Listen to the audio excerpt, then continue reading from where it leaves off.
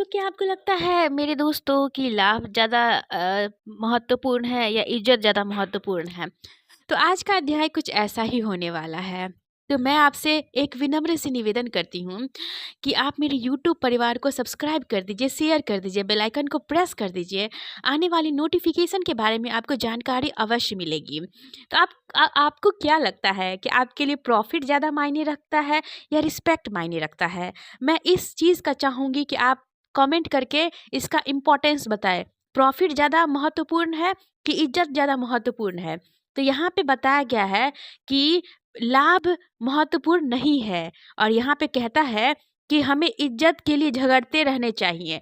तो मैं भी यही मानती हूँ कि इज्जत से दी गई 2 रोटी बहुत ही ज़्यादा महत्वपूर्ण होता है और जीवन प्रदान एक टाइप से बोल सकते हो। तो मैं यहाँ पे इस अध्याय में आज कुछ ऐसा ही पढ़ने जा रही हूँ। मेरी कहानी मेरी ज़ुबानी, ये अध्याय का नाम है। ये सच कहे तो मेरी अध्याय काफ़ी दिनों से मैं इसका ऑडियो सीरीज़ चला रही हूँ।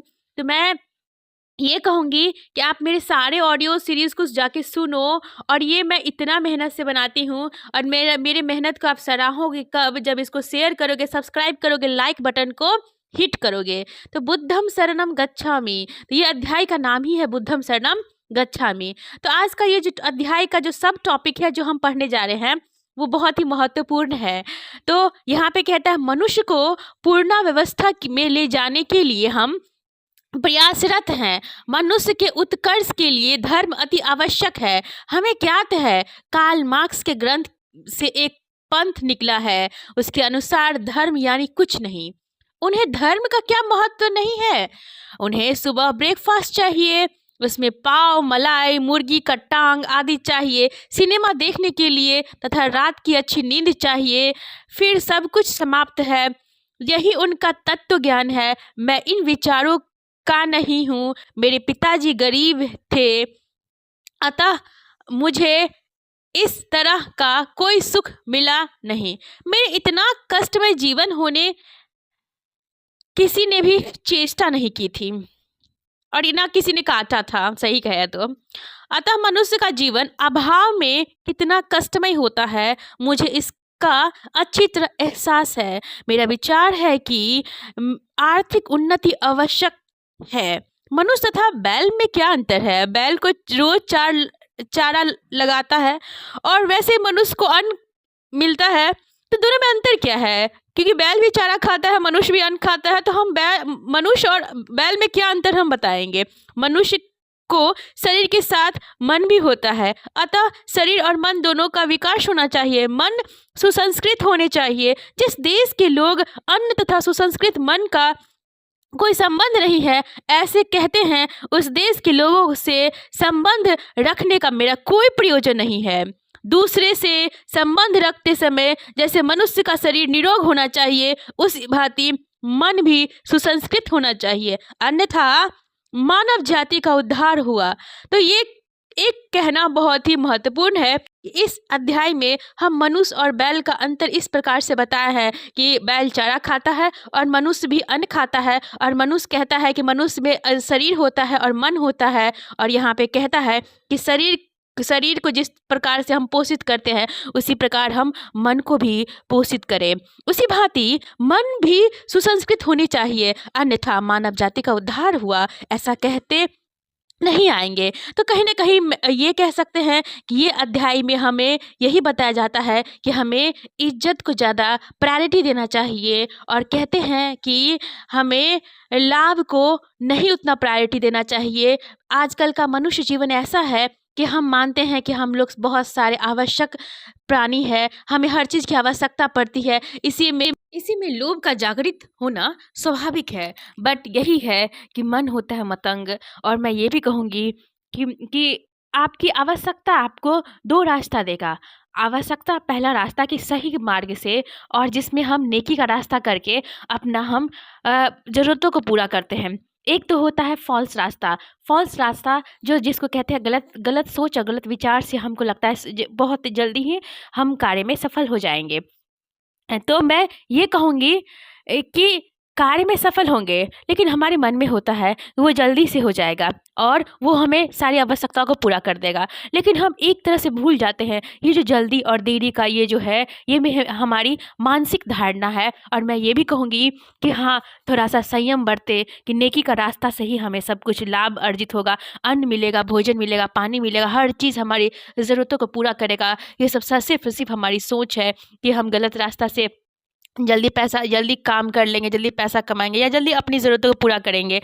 ये सिर्फ़ हमारी सोच है और सोच ही हमारी रुकावट है जो हमारे पूरे भविष्य की निर्माण करती है। बट हम यही कहेंगे, देर आए दुरुस्त आए, देर होगा लेकिन बाकी सब सही होगा। तो नेकी का रास्ता अपनाएँ। नेकी का रास्ता बहुत ही कठिन आपको लगेगा क्योंकि वो आपकी माइंडसेट है, ऐसा कुछ होता नहीं है। चलिए मैं कहती हूँ कि नेकी का रास्ता ही करने से आपको बहुत जल्दी लाभ हो जाता है। इतना पहले अजम्पशन आपको करना ही पड़ेगा, तभी आप ज़िंदगी में अगर आप साफ-सुथरा रहोगे, अच्छे काम करोगे, नेकी के रास्ते पे चलोगे, आपका बाल-बच्चा नेकी के रास्ते पे चलेगा और देखना कल का दुनिया जो है बहुत ही खूबसूरत और सुनहरा, जो हम कहते हैं ना कि सोने की चिड़िया वाली भारत फिर से जागृत होगी। और मेरा ये भी मानना है कि आज के देश में, आज के जीवन काल में सारे लोग बहुत अच्छे हैं। हम जो सोचते हैं जो गलत या गंदी बातें, वो हमारी मानसिक धारणा है। सही कहे, आज की दुनिया में सब लोग बहुत अच्छे हैं, सब प्रगति कर रहे हैं, सब न्याय व्यवस्था को इज़्ज़त देते हैं, रिस्पेक्ट देते हैं। और मैं ये भी कहूँगी कि आज के ज़माना में सब लोग बहुत अमीर है,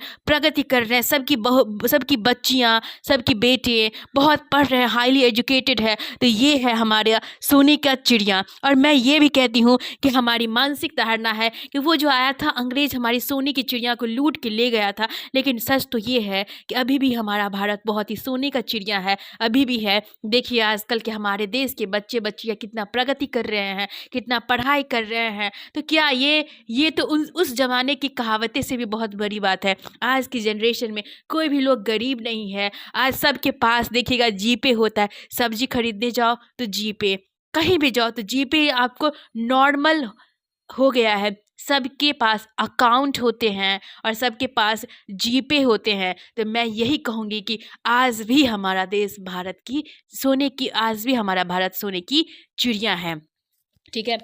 मैं आज आपको इसके आगे मैं आपको कल बताऊंगी। और मैं ये भी कहूँगी कि आप सभी से कि आप मेरे यूट्यूब परिवार को सब्सक्राइब शेयर कर दीजिएगा, जिससे कि आपके लिए इतना इम्पोर्टेंट महत्वपूर्ण बात जानकारी मैं फिर से लेकर आऊँगी। तो तब तक के लिए मुझे अलविदा दीजिए। और मैं ये भी कहूँगी कि मैंने जितने भी ऑडियो बुक यहाँ पे ऑडियो बुक चलाती हूँ, सारे के सारे कहानी आप जाके सुनो। और मैं ये भी कहूँगी कि आप एक-एक कहानी सुनोगे तो आपका एक-एक चीज़ कितना महत्वपूर्ण और मायने रखता है, ये आपको नहीं पता है। एक-एक चीज़ मायने रखता है। आपकी एक सोच आपका इंसान का जीवन बदल देता है, आप कहाँ से कहाँ चले जाओगे।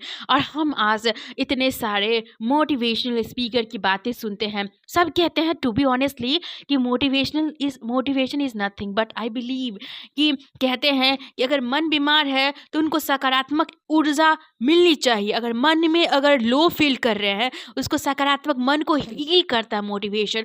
मोटिवेशन क्या है? सकारात्मक सोच है। ऐसे तो आप जाते हो 10 आदमी के पास बैठते हो, तरह-तरह की बातें, उनकी विचार अलग-अलग होती है, सबकी विचार अपने-अपने में महत्वपूर्ण है, अलग-अलग राय विचार देते हैं। उसी राय विचार को आप एनालिसिस करते हो और फिर जाके अपने जीवन में अनुकरण करते हो। तो ये जो कहते हैं मोटिवेशन शब्द कहना आपको कहीं न कहीं नकारात्मक विचार पैदा करती है। बट मैं ये कहूँगी कि अगर मन बीमार है तो उसको सकारात्मक ऊर्जा से आप ठीक कर सकते हो। तो मोटिवेशन कुछ नहीं होता है, एक सकारात्मक विचार है, आपके माइंड को हील करता है। बट अब मैं ये भी कहूँगी लास्ट में कि आपकी ज़िंदगी का जो एक्सपीरियंस है, वही आपके लिए गुरु है, वही आपको बहुत आगे तक बढ़ाती है। और मैं ये भी कहूँगी कि आप हर एक मिस्टेक से जाके कुछ सीखिए, लेसन लीजिए, क्योंकि आपका लेसन लेना ही बहुत बड़ा दूसरे पड़ाव के लिए आपको और आगे बढ़ाती है। लेकिन मैं ये भी कहूँगी कि अगर आप कष्ट काट रहे हो, अगर ज़िंदगी में एक्सपीरियंस है, कष्ट काट रहे हो, उसको अपना गुरु बनाइए। किस वजह से कष्ट काटे हो, दोबारा वो रिपीट नहीं होनी चाहिए। तो मुझे दीजिए आज्ञा, कल आती हूँ बहुत खूबसूरत कहानी के साथ। मिलते हैं कल। मेरी कहानी मेरी ज़ुबानी, मेरी पुस्तक का नाम है, ये कहानी पुस्तक है बाबा साहेब अम्बेडकर जी का, जो खुद में एक बहुत बड़े हैं। मेरे पास अल्फाज नहीं है, मेरे पास शब्द नहीं है उनके बारे में बड़ाई कर सकूँ, क्योंकि उस शब्द की भी कोई मायने नहीं रखती है, वो नाम ही काफ़ी है।